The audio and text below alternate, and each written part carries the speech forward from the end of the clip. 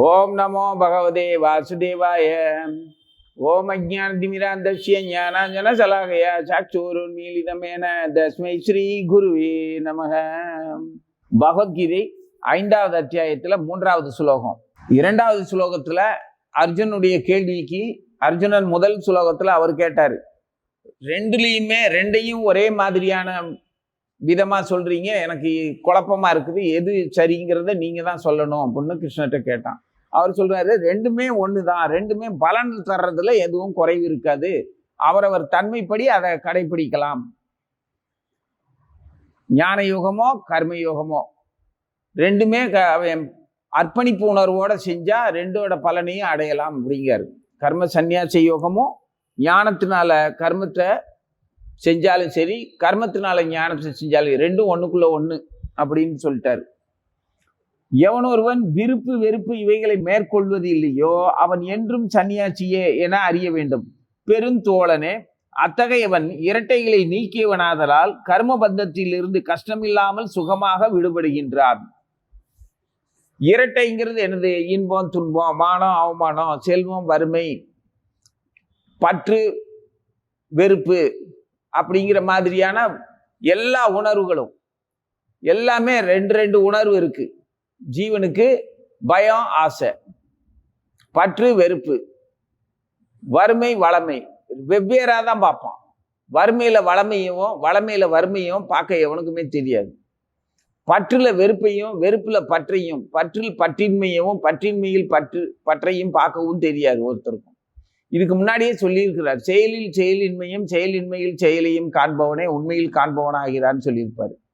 செயலாற்றலோட நுணுக்கங்கள் உணர கடினமானதுதான் சொல்லியிருப்பாரு.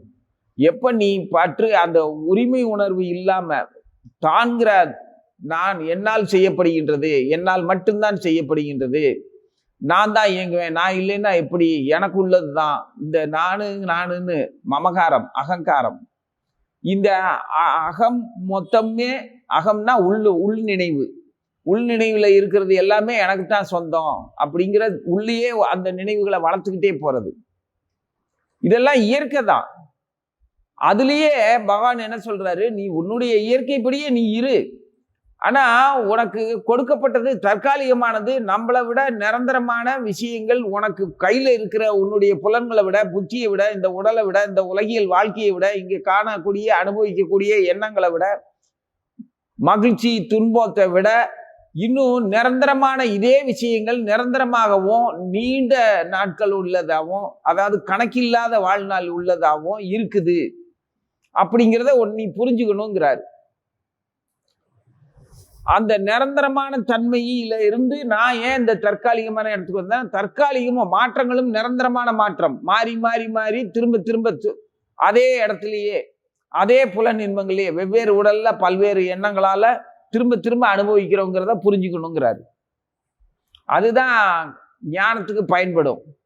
எப்பவுமே மறதியினால மறுபடி ஆசை வருது. ஞாபகம் இருந்துச்சுன்னா சலிப்பா இருக்கும். ஆனா மறதிங்கிற ஒரு விஷயம் நமக்கு இயற்கையாவே இருக்குது.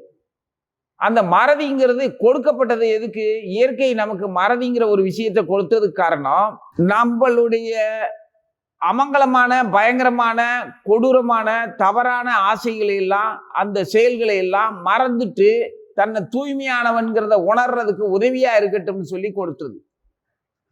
இப்போ மருத்துவ ரீதியா நம்ம உலகியல் விஷயங்களை பார்ப்போம். ஒரு முக்கியமான உடல்ல ஒரு முக்கியமான அறுவை சிகிச்சை பண்ண வேண்டியது இருக்குது. உணர்வற்ற நிலைக்கு போறதுக்காக ஒரு மருந்து கொடுப்பாங்க. அதுக்கப்புறமா அந்த அறுவை சிகிச்சையை செஞ்சு அந்த நோயாளியை காப்பாற்றுவாங்க. அது மாதிரி உணர்வற்ற நிலையில கொஞ்ச நேரம் அவனுக்கு அறுவை சிகிச்சைக்காக தர்ற மாதிரி இந்த உலகியல் ஆசாபாசங்கள்ல மூழ்கியும் அதுக்காக செய்த பாவங்களுக்கு பிராயச்சித்தம் பண்றதுக்காக அந்த பிராயச்சித்தத்தை பண்ணிட்டு நான் இந்த தவறுகள்ல இருந்து தப்பிச்சுட்டேன், இனிமே நான் அந்த தண்டனை பெற்றாச்சு, பிராயச்சித்தம் பண்ணியாச்சு, அதுக்கப்புறம் எனக்கு இனிமே நான் சுத்தமானவன் அப்படின்னு அந்த பழைய குற்றங்களை மறந்துட்டு அடுத்து தன்னை தூய்மையானவனா அவன் நம்பினாத்தான் அடுத்து அவனால நிம்மதியா வாழ முடியும். அதுக்காக கொடுக்கப்பட்டது மறதி. இந்த மயக்க மருந்த மறதி உணர்வற்ற நிலைக்கு போற மருந்த தொடர்ந்து சாப்பிட்டா என்ன ஆகும்? தேவையில்லாம தொடர்ந்து சாப்பிட்டா. அது மாதிரி ஒரு மடத்தனம், முட்டாள்தனம் வேற எதுவுமே இல்லை. அந்த மாதிரி ஆகக்கூடாது. மறதியே வாழ்க்கையா வச்சுக்கிட்டு இருக்க கூடாது. அதனால மறதிங்கிறது உதவியா கொடுக்கப்பட்ட ஒரு மருந்து. அதனால ஜீவன் மறுபடி புதிய செயல்களை தொடங்குது. ஆனா அந்த மறதியவே தொடர்ந்து வச்சுக்கிட்டு பழையதைவே திரும்ப திரும்ப மென்று துப்புனதை திரும்ப எடுத்து சாப்பிட்ற மாதிரி பழையதைவே திரும்ப திரும்ப அனுபவிச்சுக்கிட்டு இருக்க கூடாது. மறதியோட தன்மை என்ன? இனிமே சொல்லுவார், நினைவும் நினைவின் நீக்கமும் நானேன்னு இருப்பாரு. அதாவது மறதியும் ஞாபக சக்தியும் நான் தான் இருப்பாரு மனிதனுடைய திறமையா பார்க்கும்போது. அப்போ உள்ளும் புறமாய் அந்தரியாமையா இயங்கிக்கிட்டு இருக்கிற பகவானுடைய அர்ப்பணிப்பு உணர்வுல அவரால் எதுவும் செய்ய முடியும், நினைக்க முடியும், மறக்க முடியும், மறக்கடிக்க முடியும், திரும்ப மறந்ததை ஞாபகப்படுத்த முடியும். எது வேணாலும் இறைவனால செய்ய முடியும். அவர் பண்ற அத்தனையுமே ஜீவனுடைய மேல இருக்கக்கூடிய கருணை தான். ஜீவனுக்கு வழங்கப்பட்ட அந்த அற்ப சுதந்திரத்துல அவன் தன்னையும் தன்னை சுற்றி இருக்கிறவங்களுடைய வாழ்க்கையவும் துன்புறுத்தாம தனக்குத்தானே வாழ்ந்துட்டு இருக்கிற வரைக்கும் அவனுக்கே கெடுதலான ஒரு நுகர்வு போகத்துல அனுபவிச்சுக்கிட்டு இருந்தாலும் வேடிக்கை தான் பார்த்துட்டு இருப்பாரு. வேடிக்கைன்னு இல்லை, துணையா தான் பார்த்துட்டு இருப்பாரு. வேடிக்கை பார்க்குற குழந்தை மாதிரி தான். ராட்டினம் சுத்துறது, இப்போ குழந்தை வேடிக்கை பார்க்கும், அதே மாதிரி அவரும் பார்த்துட்டு இருக்கிறாரு.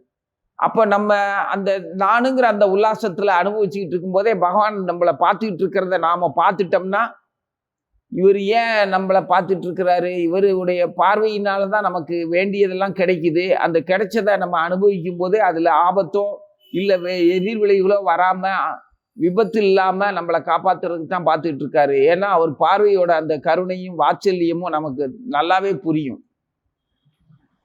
ஒருத்தங்க பிரியமா பார்க்கறதுக்கும் மறைச்சு பார்க்கறதுக்கும் கேலியா பார்க்கறதுக்கும் வித்தியாசம் தெரியாமலா இருக்கிறோம்? சாதாரணமா தெரியும்ல. நமக்குன்னு இல்லை, ஒரு நாய்க்கு கூட நம்மளை நல்லாவே தெரியும். அது நம்ம பார்க்கும்போதே தெரியும். அது நம்மளை பார்க்கும்போதே நம்ம அதை பார்க்கும்போது அது நம்மளை பார்க்கும்போதே நமக்கு அது நம்மளை விரட்ட போகுது, கடிக்க போகுது, குலைக்க போகுதுங்கிறது நமக்கு தெரிஞ்சிடும். அதே மாதிரி நாம பார்க்கறத பார்வையவே நாய் புரிஞ்சுக்கிட்டு இவன் ஏன் நம்மளை பார்க்குற, ஏதோ தாக்க போறான் போல அப்படின்னு சொல்லிட்டு நம்மளை பார்த்து குலைக்க ஆரம்பிச்சிருது. இல்லை, சராசரி மக்களை போல இல்லாமல் வேற ஒரு வித்தியாசமான தோட்டத்தில் இருந்தோம்னா, கையில் கம்பு வச்சுக்கிட்டு குரூரமான தோட்டத்தில் இருந்தாலோ அல்லது காவி உடுத்திக்கிட்டு சாமியார் தோட்டத்தில் இருந்தாலோ இந்த நாய்களுக்கு பயம் வந்துடும், நம்மளை பார்த்து குலைக்க ஆரம்பிச்சிடும்.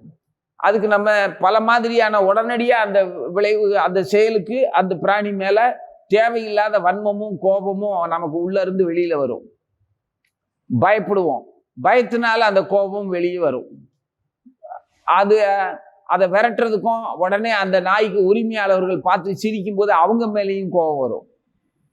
இதெல்லாம் இதே மாதிரி இந்த உணர்வுகள் எல்லாமே நம்ம கிட்ட ஏற்கனவே உள்ள இருக்கிற உணர்வு, பயமும் ஆசையும். அப்புறம் நானுங்கிற அகங்காரம். என்னைய பார்த்து அது எப்படி குலைக்கலாம்? உன்னைய பார்த்து குலைக்கல, உன்னுடைய தோற்றம் அதுக்கு பயத்தை கொடுத்துருக்குது, அது கத்துது, அதனுடைய பாஷையில அது உன்னை விரட்டுறதுக்கு பார்க்குது. ஏய் நீ அடிச்சிடாத, நான் உன்னை ஒண்ணுமே பண்ணலை அப்படின்னு அது சொன்னா உனக்கு புரியுமா? அது சொல்றது அப்படி சொல்லிச்சுன்னா கூட அந்த அர்த்தம் தெரியாம நம்ம குலைக்குது, என்னைய தாக்க வருது அப்படின்னு நம்மளும் நினைப்போம். அதே நாய் மாதிரியே நம்மளும் பயப்படுவோம். பயம்ங்கிறது எல்லா உயிருக்குள்ளுமே இருக்குது. ஆகார நித்திர பய மைதுனம் அப்படின்னு அந்த 4 விஷயம். உண்ணுதல், உறவு கொள்ளுதல், தற்காத்து கொள்ளுதல், பயம். அந்த பயத்தினாலதான் தற்காப்புங்கிற விஷயமெல்லாம் அதிகமா ஒரு தேசமோ அல்லது ஒரு வீடோ யாரா இருந்தாலும் மனிதன் முதல்ல தன்னை பாதுகாக்கிறதுக்காகத்தான் அதிக பிரயத்தனம் பண்றான். தன்னை எந்த உடல்லையுமே பாதுகாக்க முடியாது, எனக்கு எதிரிகளே கிடையாது, நான் யாருக்கும் எதிரியே இல்லை அப்படின்னு மட்டும் எவனாலையும் வாழ முடியல பிராணிகள் போல இருக்கும்போது. அப்போ இந்த ஒவ்வொரு செயலையுமே அது கர்மயோகம்ங்கிறது கடமையை மட்டும் செஞ்சுட்டு பலன் எல்லாமே ஈஸ்வர பிராப்தம் அப்படிங்கிறதுல தனக்கு விதிக்கப்பட்ட கடமையை செஞ்சுட்டு அனுமதிக்கப்பட்ட உடல்ல, அனுமதிக்கப்பட்ட உணர்வுகள்ல, அனுமதிக்கப்பட்ட வாழ்க்கை முறையில, தொழில் முறையில நிம்மதியா வாழ்ந்தான்னா அது கர்மயோகம். அதே இது ஞானத்தினால எனக்கு இந்த இதே விஷயங்கள் எல்லாமே அதே சாங்கியப்படி சம்பிரதாயப்படி பலன் கருதி, அதாவது இந்த மாதிரி இந்த கிழமை இந்த கோயிலுக்கு போனோம்னா, இந்த பூஜை பண்ணோம்னா, இல்லை இந்த யாகத்தை பண்ணோம்னா, இந்த தான தர்மத்தை பண்ணோம்னா நமக்கு இந்த சுகபோகமான வாழ்க்கை கிடைக்கும் அப்படிங்கிற ஒரு செயலோட விளைவுகளை அனுபவிச்சு வாழ்றதும், அதுவும் இறைவனுக்கு நிவேதனம் பண்ணி இறைவன்கிட்ட கேட்டு வாங்குற மாதிரியான வாழ்க்கையா இருக்கிறதுனால கர்ம யோகமும் ஞான யோகமும் ஒண்ணுக்குள்ள ஒண்ணா இருக்குது. ரெண்டுல நீ எதை வேணாலும் அடையலாம். எதையாவது ஒன்றை முறைப்படியா நீ கடைபிடிக்கணும். உன்னோட இயல்புக்கு எது பொருந்துதுங்கிறத நீ தான் கண்டுபிடிக்கணும். அந்த மாதிரி தான் நம்மளை நாமளே பார்த்துக்கிறதுக்கான ஆத்ம தரிசனத்துக்கு உதவியாத்தான் அவர் இந்த விஷயங்கள்லாம் எடுத்து சொல்றாரு. அவருடைய நோக்கம் ஜீவன் தன்னை உணரணும். அது அவன் எல்லாம் என்னதுன்னு உரிமை பாராட்டி யாருடைய வாழ்வியோட பாதையவும் குறுக்க விழுந்து சிதைக்கவோ திசை திருப்பவோ அபகரிக்கவோ கூடாது. அப்படி மட்டும் பண்ணா மட்டும்தான் அவர் இறங்கி கண்டிப்பார். அதுக்காக தான் வர்றேன்னு அவரே சொல்றாரு. எப்பெல்லாம் தர்மம் அதர்மம் தலைவிரிச்சு ஆடும்போது தர்மத்தை நிலைநாட்டுறதுக்கு சாதுக்களை காப்பாத்துறதுக்கு நான் வருவேன் அப்படின்னு சொல்லியிருக்கிறாரு. அப்போ இதனுடைய அர்த்தம் இது இவ்வளவுதான். நம்ம உண்டு நம்ம வேலை உண்டுன்னு வாழ்ந்தா அது கர்மயமோ ஞானமோ உனக்கு எது பொருந்ததோ அதை செஞ்சாலும் கடைசியில ஆத்ம தரிசனத்தை அடையலாம். பற்று இல்லாம செயல்படுறதுங்கிறத பத்தி தான் நமக்கு பயமே. பற்று இல்லாம செயல்படுறதுங்கிறதுல நமக்கு பற்று இல்லாம எப்படி செயல்படுறது? என்னால எந்த ஒரு லாபத்தை கருதியும் பயனில்லாத ஒரு செயலை நான் பொறுப்பா செய்யணும்னா அதுக்கு வழியே சொல்லுங்க அப்படிங்கிறது தான் இப்ப நமக்கு இருக்கிற பிரச்சனை. எந்த செயலுமே அதனுடைய முக்கியத்துவம் தெரிஞ்சா அந்த முக்கியத்துவத்துக்கு தகுந்த மாதிரியே நம்ம பிரயத்தனப்படுவோம், கடுமையா உழைப்போம். அந்த உழைப்பின் பலனை அப்படியே உற்றவா அப்படின்னு சொன்னா அது மட்டும் நினைச்சு பார்க்க கூட நமக்கு புரியல. அது எப்படி பற்று இல்லாம இருக்க முடியும்? இப்போ சரி, பற்றுங்கிறத பற்றி விட்டுருவோம், நமக்கு யோசிக்கிறது மாதிரியே பேசுவோம். ஏதாவது ஒன்று சாப்பிட்றோம், அதுல அந்த சுவையை அனுபவிக்கும் போது இந்த சுவை நல்லா இருக்குங்கிற அபிப்பிராயம் கூட இல்லாம எப்படி சாப்பிட முடியும்? ஒரு சுகமான பஞ்சனையில படுத்து உறங்கும் போது இது நல்ல சுகமா இருக்குது, நல்ல நிம்மதியான தூக்கம் வரும் அப்படிங்கிறத அனுபவிக்கிற அந்த உணர்வை உள்ள இருந்து கோவிந்தன் தான் அனுபவிக்கிறான்னு பேசுறோம். அதை உணர்வு பூர்வமா உணரணும்னா என்ன செய்ய? அதுக்கு வழி. அதுக்குத்தான் நம்ம முன்னோர்கள் பெரியவங்க ஆச்சாரியர்கள் எல்லாருமே என்ன சொல்றாங்க? பகவானுடைய பால்ய கதைகளை கேட்கணும்.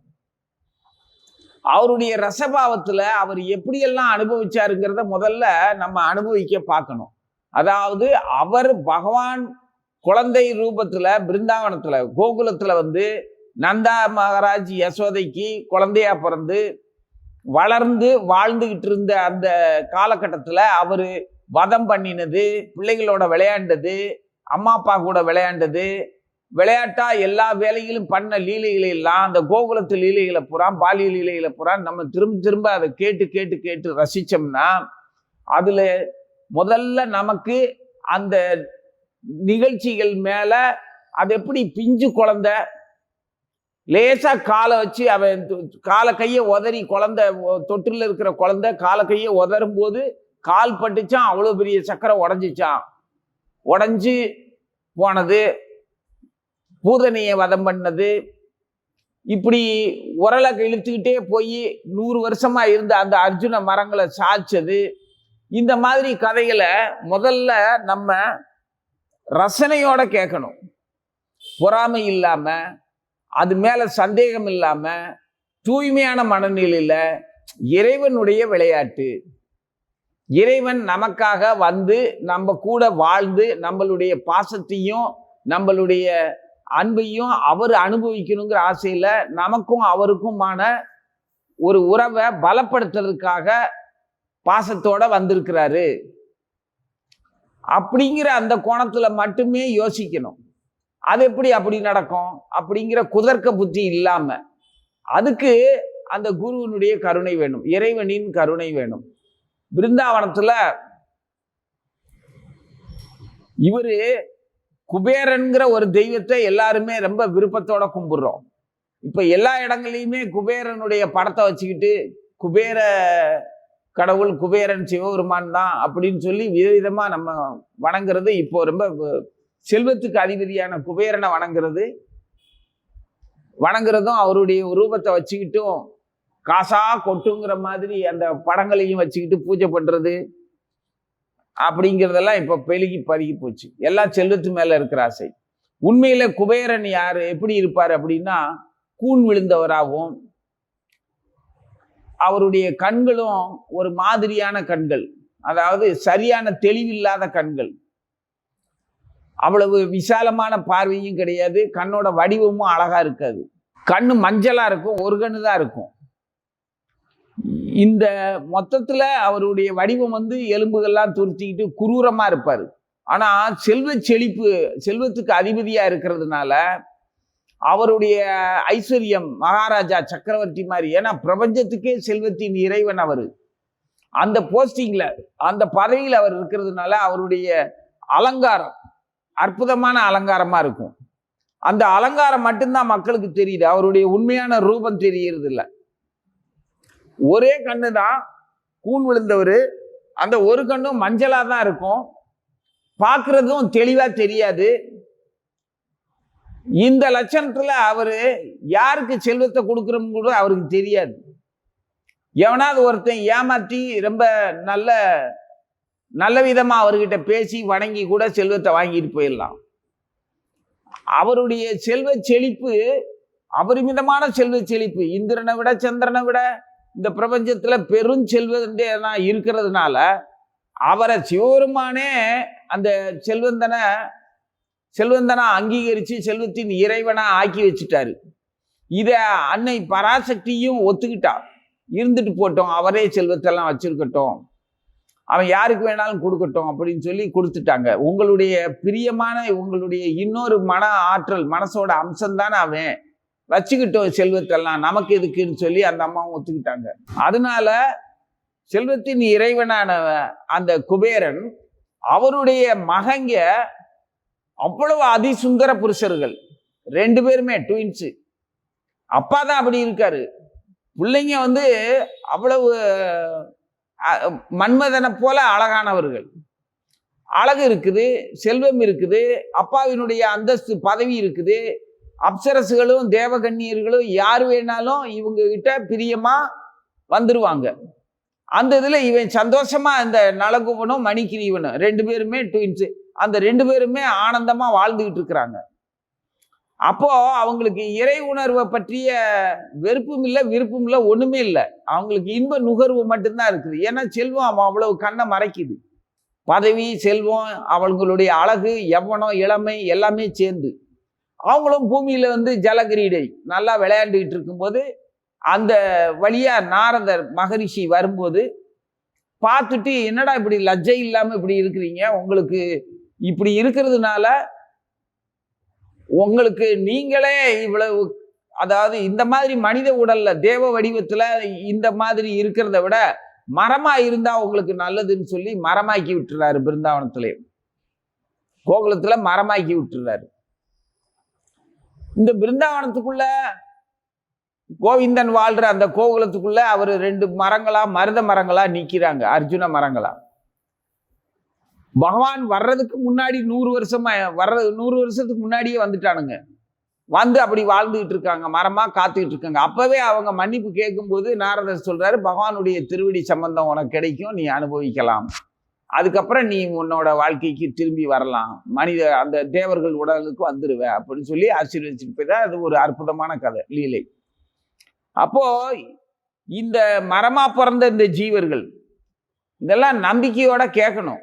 பொறாமை இல்லாம, ஏக்கம் இல்லாம, சந்தேகம் இல்லாம, தூய்மையான மனநிலையில பகவானுடைய விளையாட்டு இது. பகவான் நமக்காக வந்து விளையாண்டுருக்கிறாரு. அவருடைய அன்பையும் நம்மளுடைய அன்பையும் பரிமாறி நம்ம அன்பை வளர்க்கறதுக்காக இப்படி லீலைகள்லாம் பண்ணியிருக்கிறாரு அப்படிங்கிறத நம்பினா போதும். பொதுவா நம்மளால நம்பவும் முடியும். ஏன்னா நம்ம இன்ப நுகர்வுக்காக எதையில்லாம பார்க்குறோம், எதையில்லாம ரசிக்கிறோம். கேவலமான பல பொய்யான நடிகர்கள் காட்டுற காட்சிகளை எல்லாம் பார்க்கிறோம். அதுல நமது மனதையும் புத்தியவும் நேரத்தையும் ஆயுசையும் கணிசமான செல்வத்தையுமே இழக்கிறோம். ஆனாலும் அந்த நுகர்ச்சி, இந்த கேளிக்கையில நம்ம செலவழிக்கிற அந்த நுகர்ச்சி, அவங்க தான் கோடீஸ்வரங்களா இருக்காங்க. இன்னைக்கு சராசரி மக்கள் கொடுக்குற காசுல அவன் செல்வ செழிப்புல வாழ்றாங்க. ஆனா அந்த செல்வ செழிப்புல வாழ்றதுக்கு தகுந்த மாதிரி மக்களுக்கு நல்ல உணர்வுகளையோ நல்ல எண்ணங்களுக்கு தூண்டுதலாவோ தங்களுடைய கலை அம்சத்தை, நாடகம், நடிப்பு, பாட்டுன்னு அப்படி காட்டுறது இல்லை. அவங்கள மேலும் வெறியூட்டுற மாதிரி இன்பத்தை அனுபவிக்கிறதுக்கு உடல் இன்பங்களையும் இந்த புலன்களையும் தூண்டி விடுற மாதிரியே அவங்க வேலை செய்யறது. ஆனா உண்மையில அவங்க நன்றியோட எப்படி இருக்கணும், இந்த மக்களுக்கு உண்மையான இன்பத்துக்கான வழியை காட்டணும் கலை மூலமா. அதுக்கு அவங்களுடைய சிறந்த கலை அம்சத்துக்கான அந்த நாடகம், இயல், இசை, பாடல்கள், அந்த கலைக்காக மக்கள் அவங்களுக்கு பரிசா வழங்கினது, நாட்டையே பரிசா கூட கொடுத்துட்டாங்க. அப்படித்தான் கலைஞர்கள்லாம் இன்னைக்கு பெரிய தலைவர்களா ஆனதுக்கு காரணம். ஏன்னா தலைவனா இருக்கிற இந்த மக்கள் எல்லோரும் இந்நாட்டு மன்னர்கள் பாடி பரிசில் வாங்குற புலவர்களுக்கு அள்ளி கொடுக்குற மாதிரி இன்னைக்கு இவன் பரிசு பெற்று யாரை ரசிச்சாங்களோ அவங்கக்கிட்ட நாட்டையே ஒப்படைச்சிட்டான்.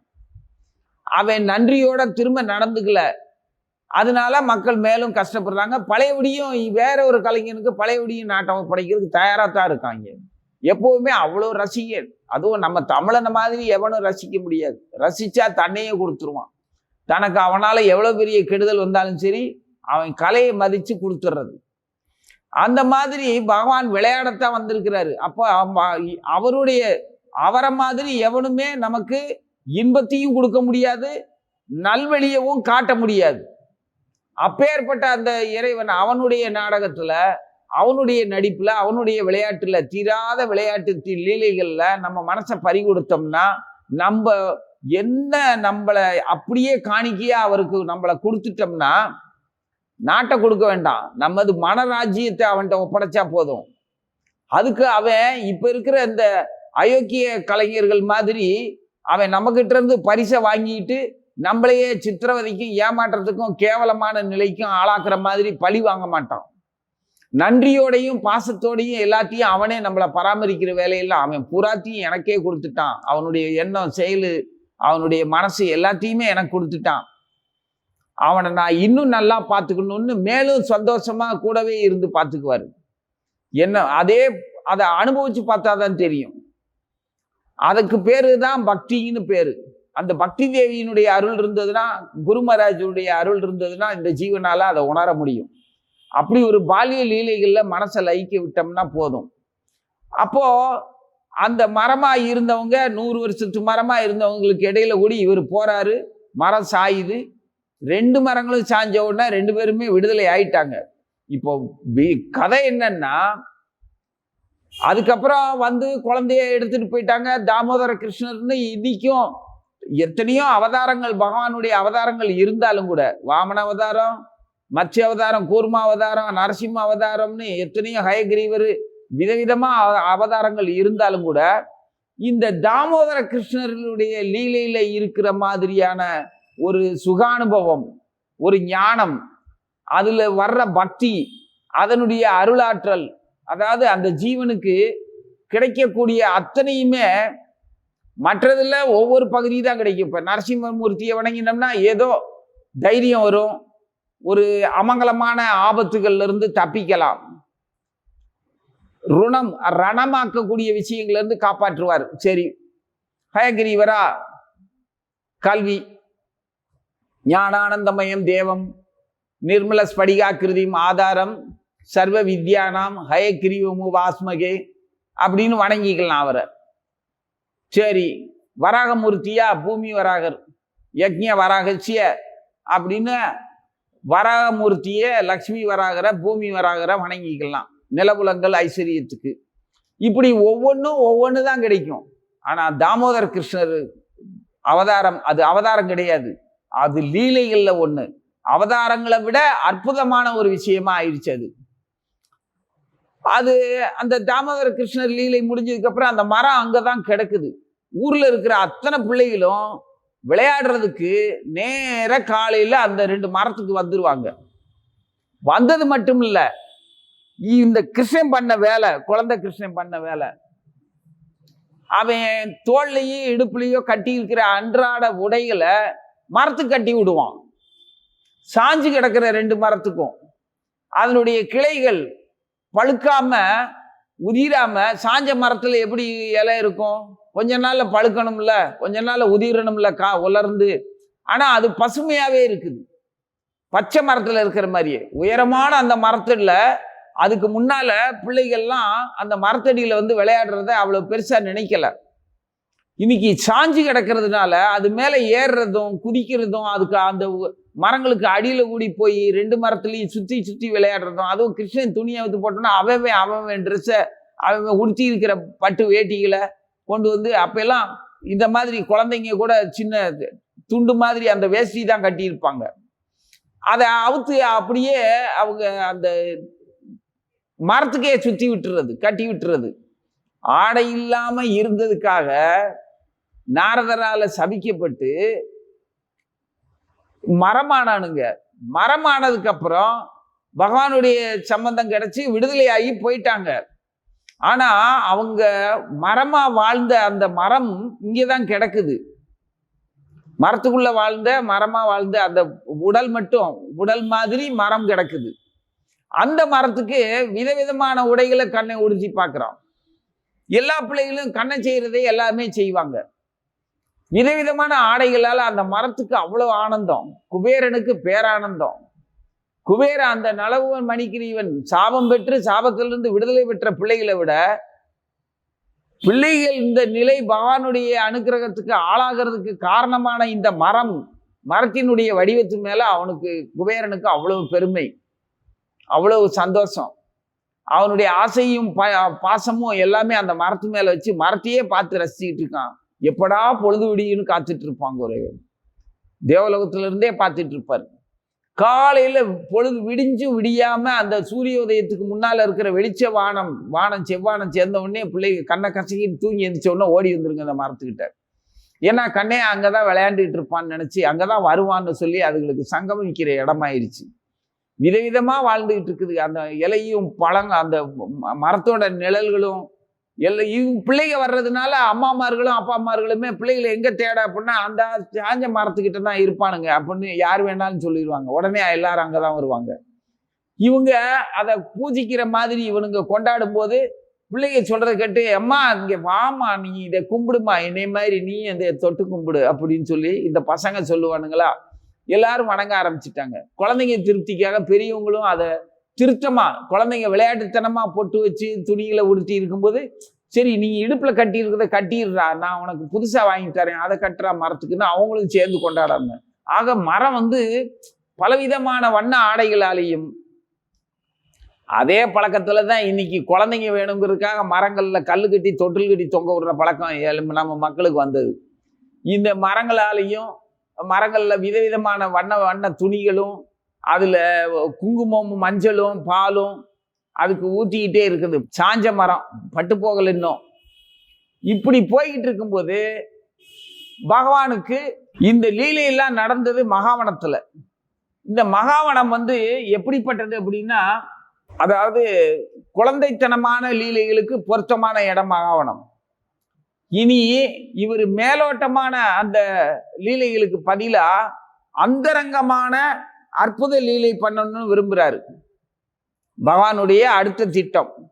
இந்த உணர்வுல இருந்து அந்த மேலான இன்னொரு உணர்வுக்கு போக வேண்டிய அவசியம் வந்துச்சு. அந்த லீலையோட தொடக்கத்துக்காக மகாவனத்தை மக்கள் இவங்களாவே கோகுலத்து மக்களாலேயே விட்டு விலகி போய் வேறொரு இடத்துக்கு போகணும். 20 பேர் கோகுலம், மகாவனம் இருக்கிற இடத்து பேரு. அந்த பிருந்தாவனத்துல தான் கோவர்த்தனகிரியெல்லாம் இருக்கு. அங்கேயும் யமுனை இருக்கா, இங்கேயும் இருக்கா. நதியோட போக்கு எல்லா இடத்துலையும் இருக்குது. ஆனா அந்த கோவர்த்தனகிரி பக்கத்துல போகணும்.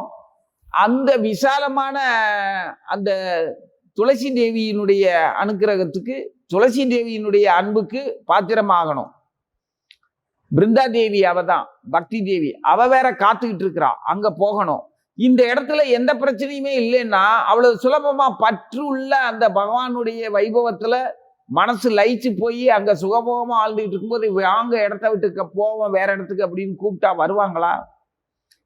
அது பகவான் செயற்கையெல்லாம் அவங்கள கட்டாயப்படுத்திலாம் அழைச்சிட்டு போக மாட்டாரு.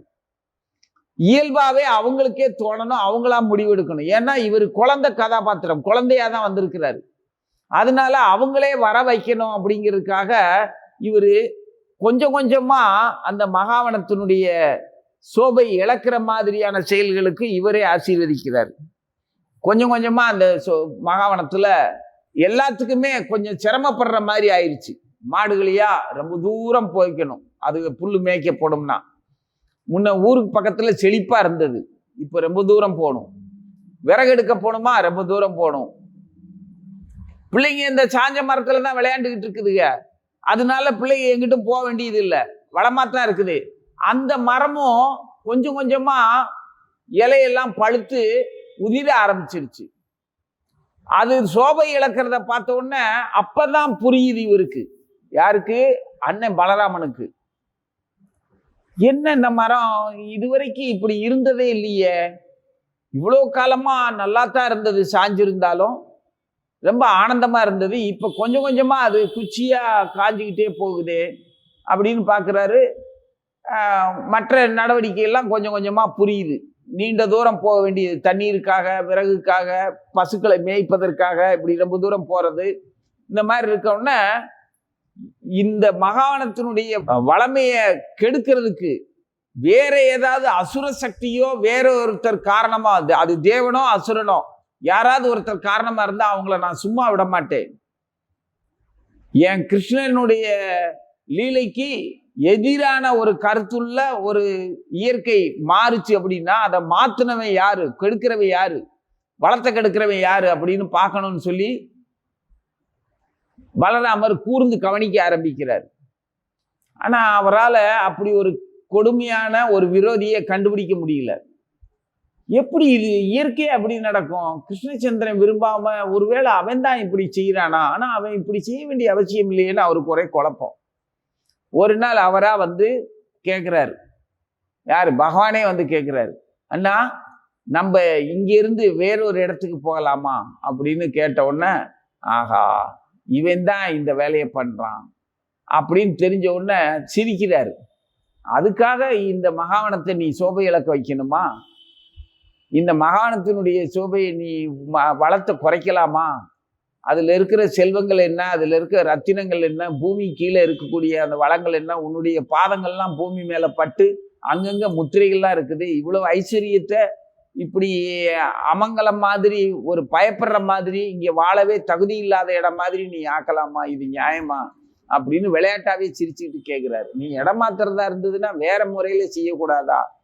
இவங்களே சரி இந்த இடம் வேண்டாம், நம்ம வேற இடத்துக்கு போவோம், பசுக்களுக்கும் குழந்தைகளுக்கும் பாதுகாப்பான ஒரு நல்ல இடத்துக்கு போவோம்னு நம்ம இடத்த காலி பண்ணணும்னு பெரியவங்களை நினைக்க வைக்கிறதுக்காக இப்படி பண்ணணுமா அப்படின்னு இவர் கேட்கும்போது, இல்லை நம்ம இங்கிருந்து போனதுக்கப்புறம் இதே மகாவனத்தினுடைய வளத்தை சுரண்டுறதுக்கு, அனுபவிக்கிறதுக்கு, அமங்கலமா அதிகாரப்பூர்வமா ஆக்கிரமிக்கிறதுக்கு கம்சனுடைய ஆட்கள்லாம் வந்துருவாங்க. அவங்கெல்லாம் உள்ள வர்றதுக்கு பயப்படணும். இந்த மகாவனம் அதிபயங்கரமான காடா கொடியவர்களுக்கு தெரியணும். மங்களமானவர்களுக்கு, புனிதமானவர்களுக்கு, பக்தி உள்ளவர்களுக்கு, மென்மையானவர்களுக்கு இது சுகமான வனமா இருக்கணும். ஆனா கொடுமைக்காரர்களுக்கும் வஞ்சக எண்ணங்கள் கொண்டவர்களுக்கும் ஆக்கிரமிக்கிற குணம் இருக்கிறவங்களுக்கும் உள்ள வர்றதுக்கே பயப்படணும். மகாவனத்தை பார்த்தாலே நினைச்சாலே மிரளணும். ஒரே காடு தான், அந்த காடு இருக்கிற வனங்கள்லயே மகாவனம், பெரிய வனம். அதே காடு தான் பிரியமானவர்களுக்கு பிரியமாகவும் பிரியம் இல்லாதவர்களுக்கு பயங்கரமானதாகவும் அவர் தோற்றமளிக்கணுங்கிறது கிருஷ்ணருடைய விருப்பம். மகாவனத்தை அப்படி ஆக்க விரும்புகிறாரு.